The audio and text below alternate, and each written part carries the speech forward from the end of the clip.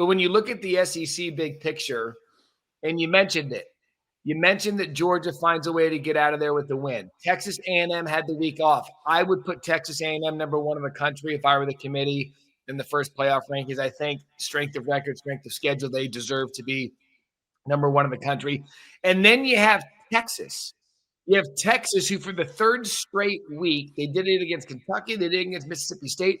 Paul, they took down the great story in college football, which was Diego Pavia and Vanderbilt yesterday, albeit Vanderbilt came back from 21 down to hang 21 unanswered points. But here comes Arch Manning and the Longhorns that are still in the conversation to play in the SEC championship game. Matt, I was in Austin, and it was just so weird to be on that field as the game was beginning, talking to McConaughey and everyone else. And they're saying, can we beat Vanderbilt? I mean, it was hard for me to wrap my arms around that. But ultimately, Texas will have its shot.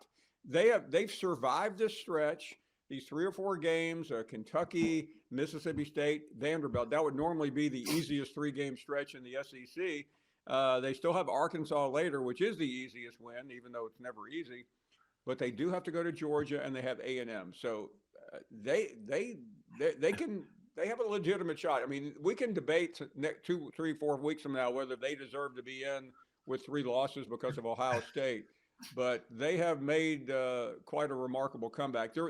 Their offense is a lot better. I don't know what happened to their defense in the second half, though. Yeah.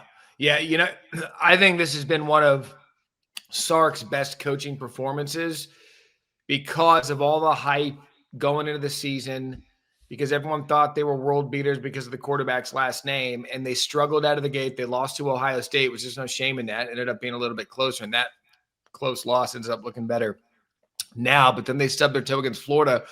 But then they had to regroup, Paul. Like, Texas had to take some time and figure out who they were. And they almost got twice against 2 bad teams in the SEC, which bad in the SEC is relative based on what we've seen this year. But, man, you got to give Sark a lot of credit because there was a lot of chatter about what the Longhorns were and who Arch Manning is.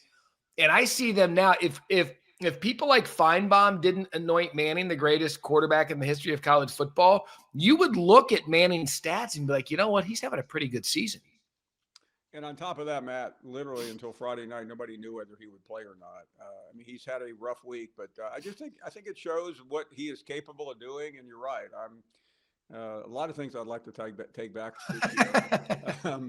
But it's funny. I mean, it just shows you how ridiculous all this is. But as crazy as those predictions were, and I'm not deviating, but equally crazy were those who dug deep in on Penn State, Clemson, and LSU, because there's a lot of people in that boat. You want this, you got that.